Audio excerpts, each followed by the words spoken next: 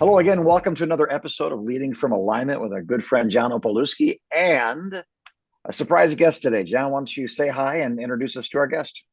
Hey Jim, it's good to be with you today, and I'm very excited to have with us Sean Nemecek. Sean is becoming a friend of mine through electronic means, through texting and email and things like that. Sean and I have never sat down together and talked, but we're looking forward to doing that one day.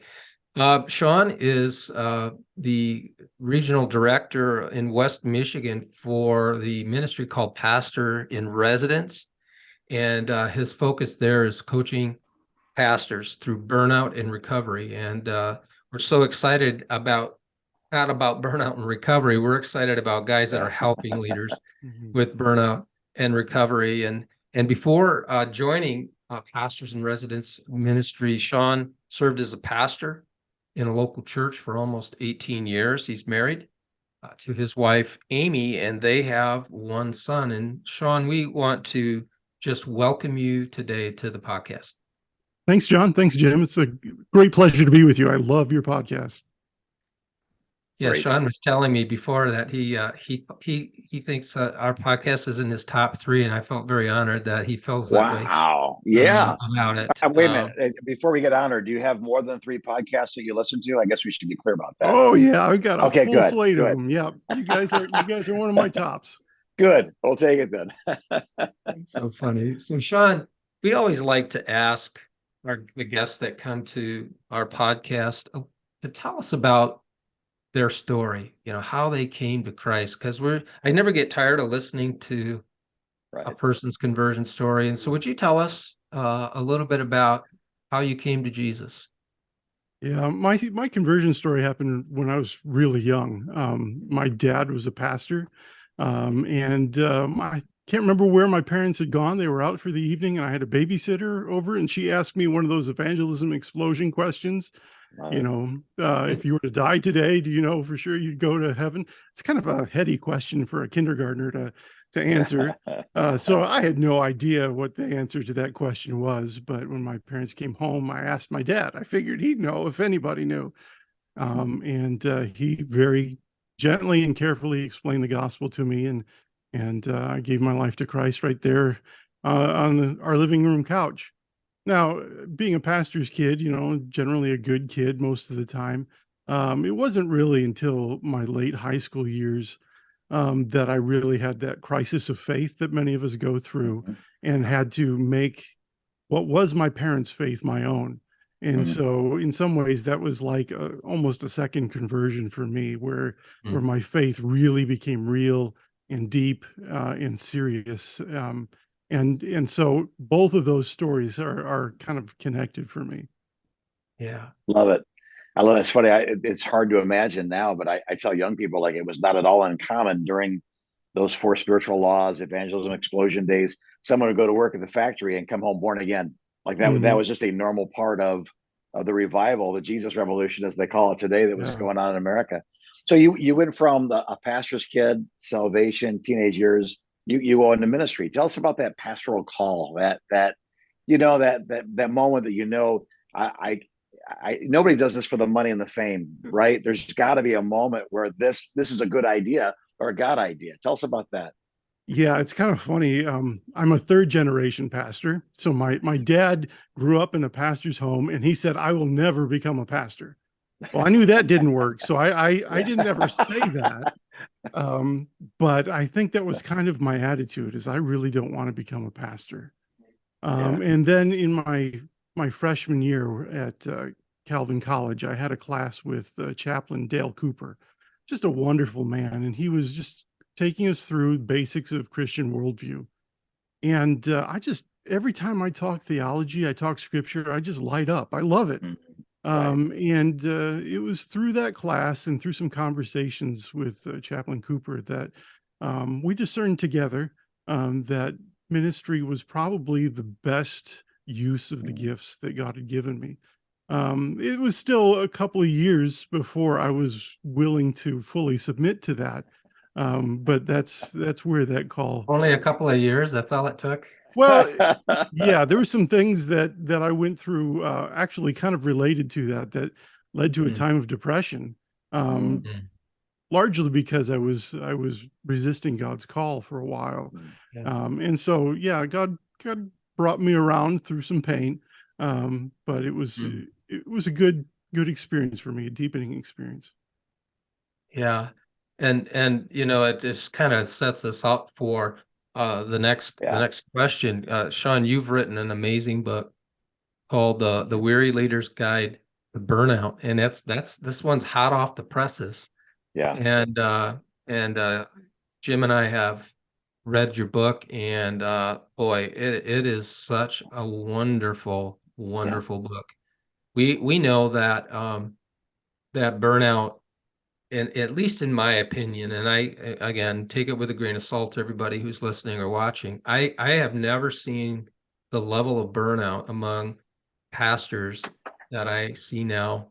I was telling Sean before we started recording that I have a talk that I've developed on burnout, and I'm getting that talk is being requested more Yeah. often than it ever has been. And so Sean has written this wonderful book, The Weary Leader's Guide to Burnout, and I like the subtitle, A Journey from Exhaustion to Wholeness. So good. Jim's holding it up for those of you that are watching my I'm video. the Vanna White. I'm the Vanna White of courage coaching.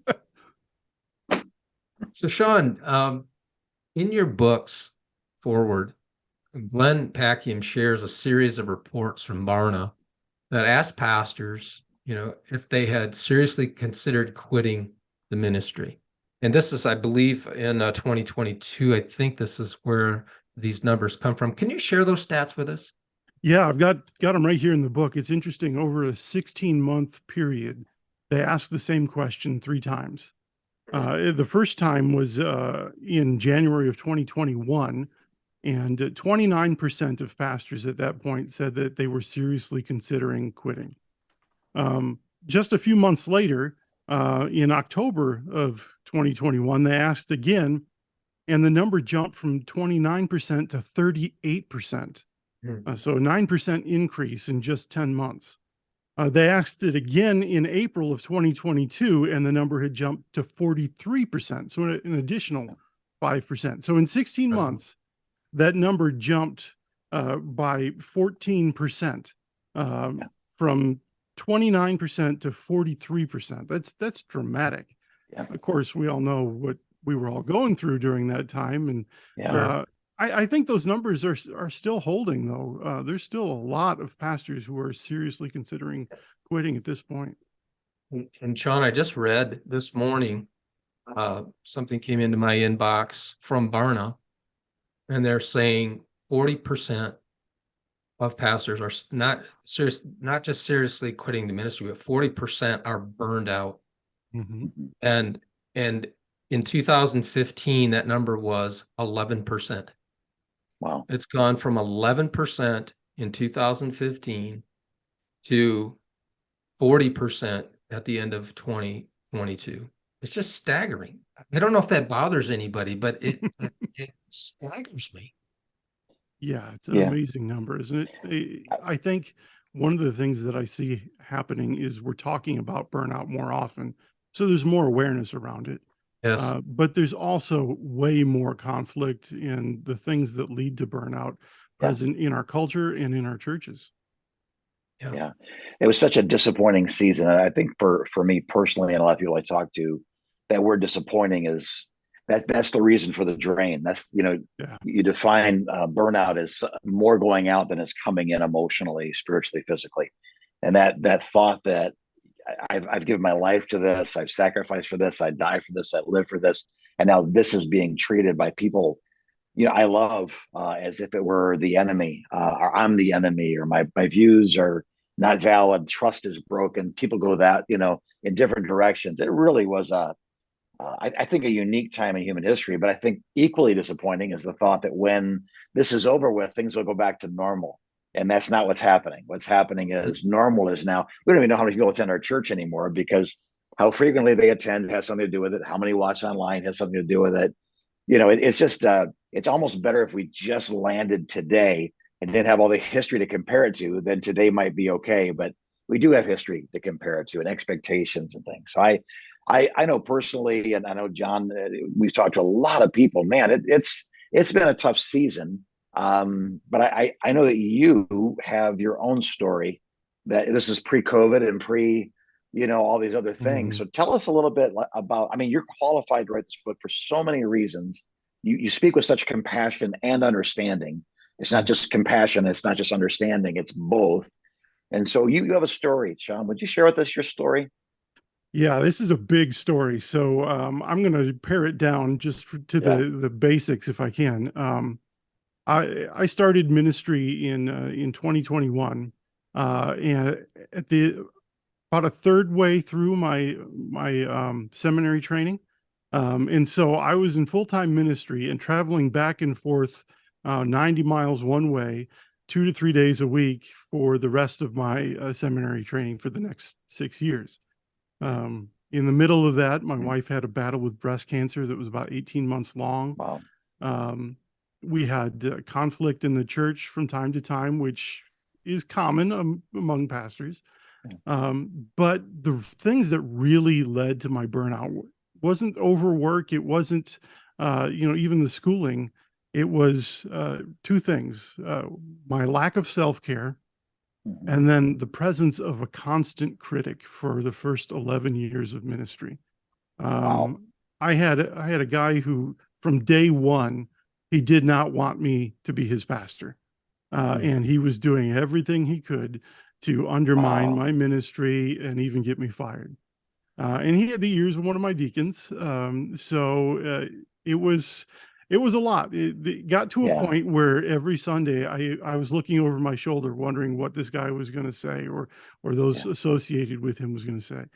This was a very, very small number of people within the church, Yeah. really one or two, but it became my whole world in some ways. Yeah. Yeah. And then we experienced a death in the church of a young woman that was in a small group that I'd started leading. She had just returned to Christ and was growing over this year. And while I was in a counseling session with her brother, he got the call that she had been in a car accident and they didn't know if she was going to make it. So I drove him to the hospital, was there real time with the whole family. It was a deeply traumatic experience for me too. And I just felt something in my soul just say, God, I can't take any more death right now.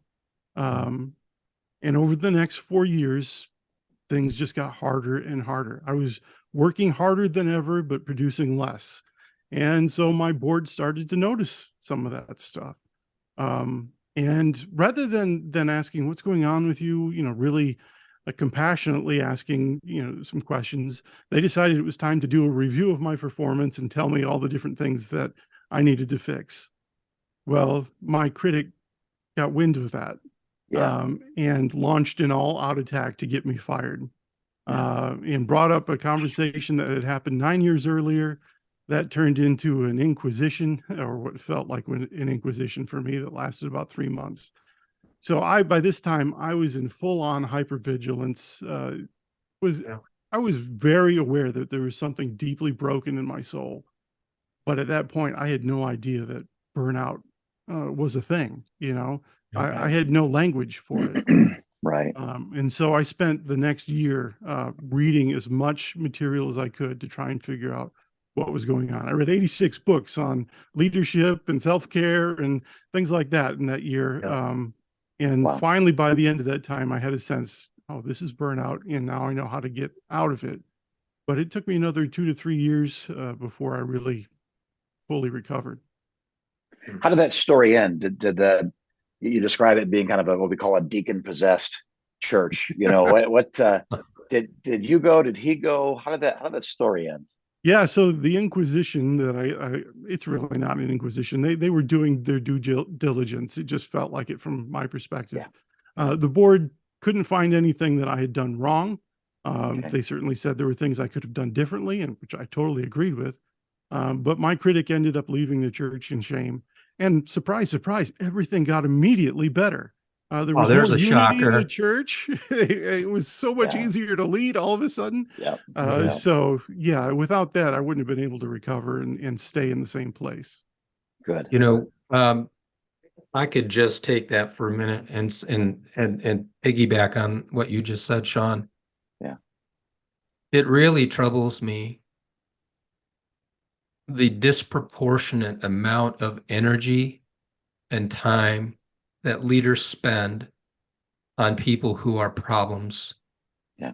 who will never get over whatever their problem is.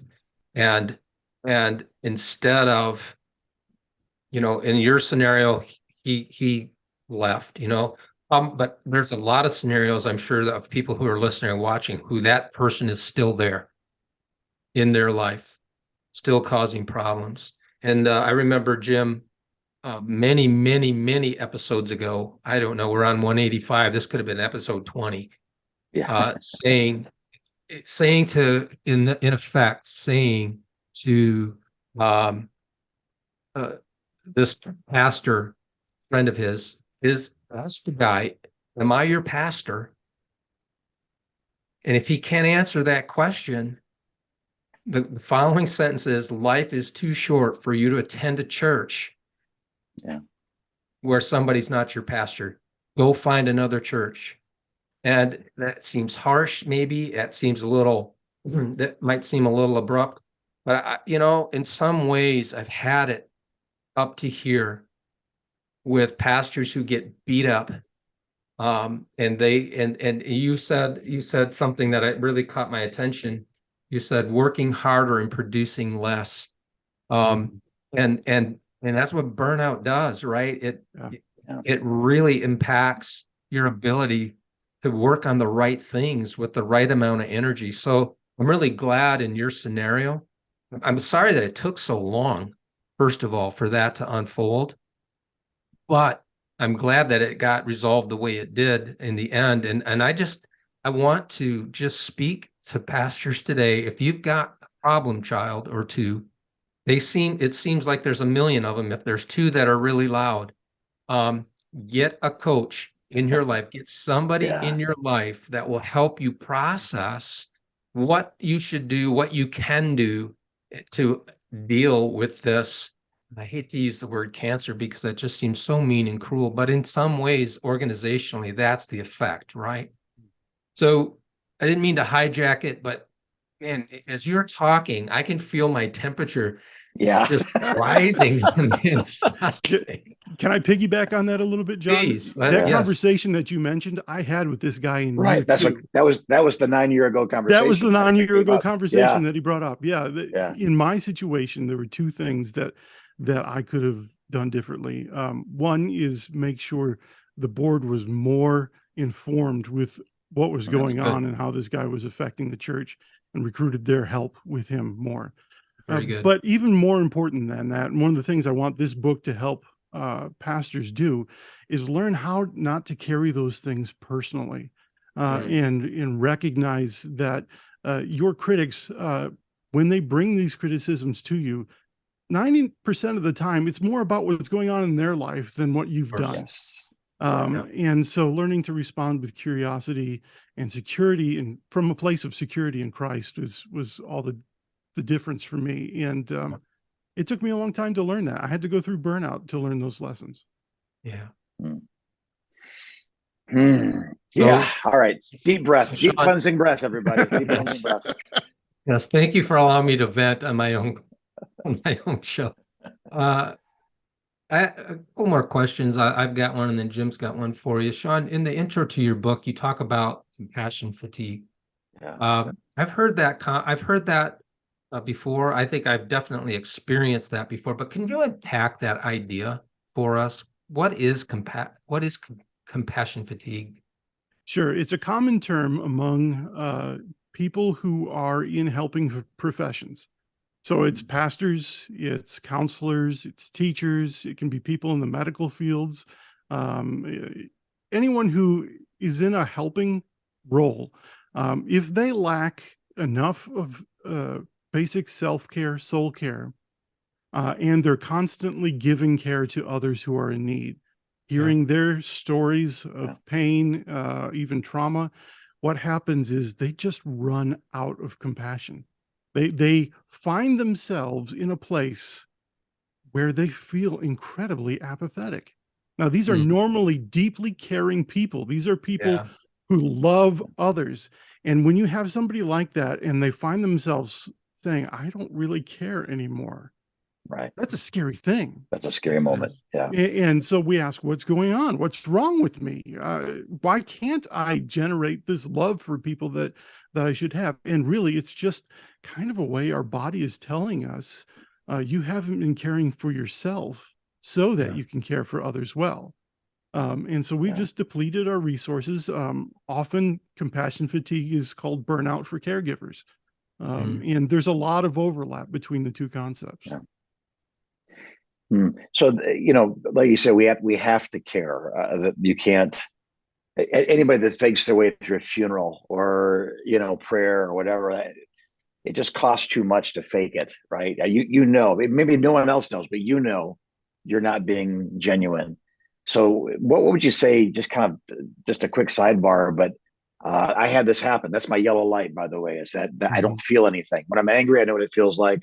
When I'm sad, I know what it feels like. When I'm burned out, to me, it just feels like nothing. I don't maybe burnouts too, but when I'm getting that compassion fatigue, so I'll go to the hospital and I'll do the thing and I'll leave and I'll go eat my cheeseburger after lunch and I'm not affected by that. That's my yellow light. Like I should feel something called compassion. So is that something you take a couple afternoons off and go play golf and you're okay? Or is that a yellow light or is that a red light when you can't feel other people's pain anymore? I think it's a red light. It's definitely one of those signs that you need to change your rhythms of work and rest. Rhythms, yeah. It's really a change in your total approach to work that is necessary to overcome compassion fatigue. And if it gets into burnout, it's even more necessary. But yeah, I think it's a red light because when we are deep into that, by that point, we've gone so far down the road that it's going to take a lot of rest, a lot of grief, a lot of lament, maybe, to really return to that place where you can care again. Could you, almost like a Jeff Foxworthy, you might be a redneck if, could you give us like a list of just the major symptoms? You might be burned out if we've got that one: compassion fatigue, lack of emotional connectivity to others. What else do you have on that list? So there's 4 questions I use to ask to diagnose burnout. And these are the top 4, and then I'll give you a few others. First, you're feeling this deep fatigue. It's not just physical, it's emotional too. It goes all the way to your bones. It's the type of fatigue that a few days off isn't going to solve. Even a sabbatical won't solve this deep fatigue. Second is a lack of effectiveness in your work. I said earlier, I was working harder than ever, but producing less. That's a classic sign of burnout. Even things that used to bring joy and came easily, now they're hard to do. Things that used to be minor annoyances are now huge mountains to cross. So that lack of effectiveness is one of the major problems. The third thing that I've noticed is just a sense of your self is gone. When you look in the mirror, the person in the mirror looks different. It's like a stranger to you. You no longer know what drives your ministry. You maybe have lost your sense of calling. Quite often, when I ask pastors who are in burnout, what brings you joy?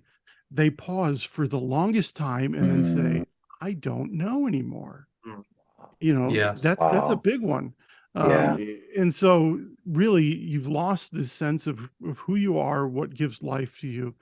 And then the fourth one is there a sense of hopelessness or have you lost your optimism? Do you feel stuck?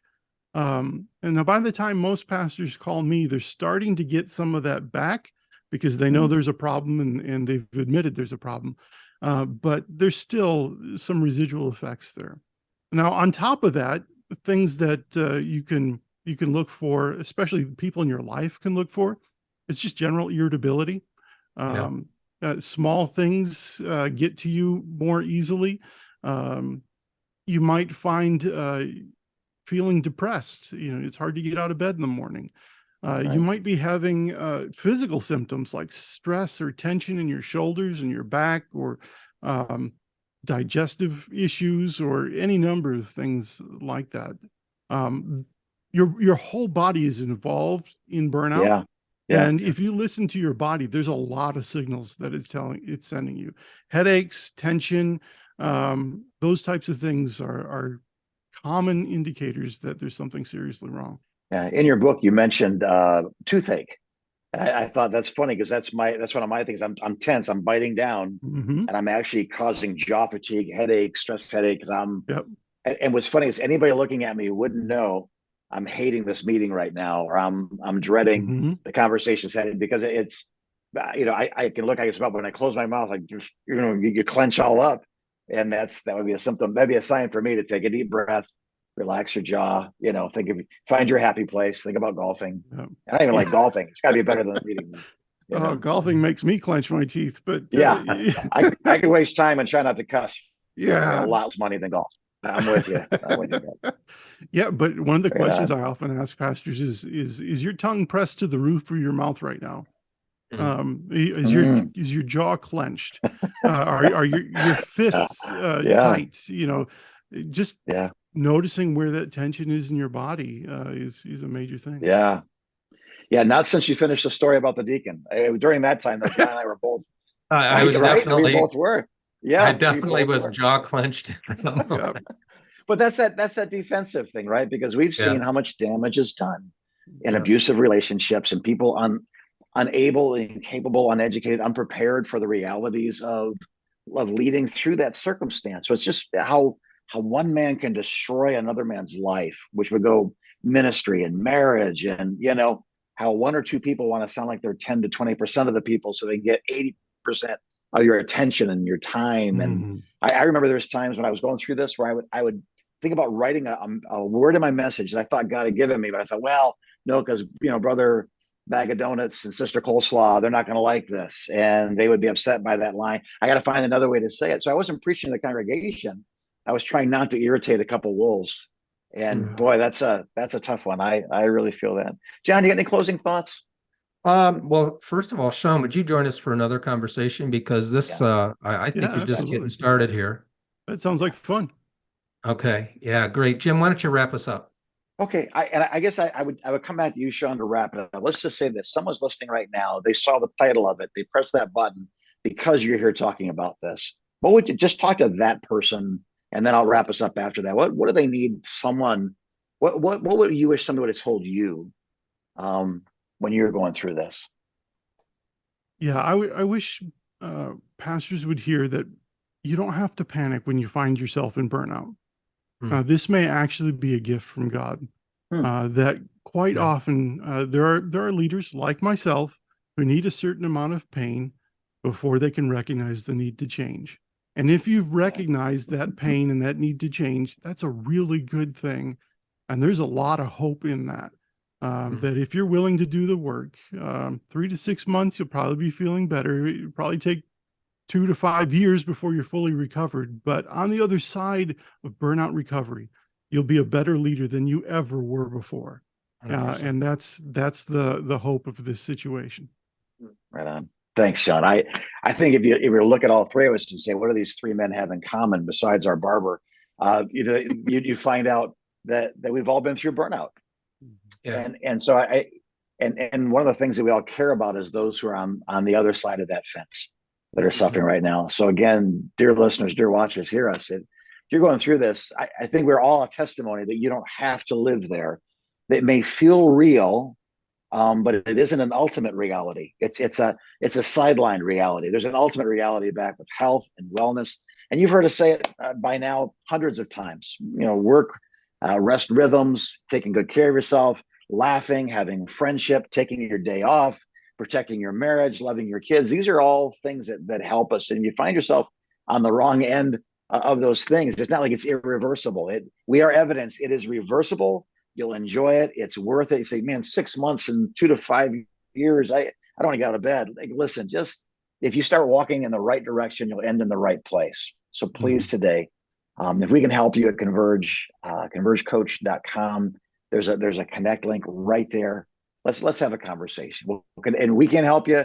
We'll help you find someone who can. And Sean, if someone wants to get a hold of you or get a hold of this fantastic book, how would they do that? Yeah, they can find more about the book at wearyleadersguide.com. Okay. And they can reach out to me at seannemecek.com. Nemecek, Nemecek. Nemecek, common spelling, just like weekend, common spelling. No one can spell it, but there it is. All right. Well, God bless you, our dear watchers and listeners. We're praying for you, and we're going to pick this up again next week. Tell a friend, because if you don't need this today, congratulations, but you're going to need it at some point. So let's get the word out, and we'll see you next week as we all continue to lead from alignment.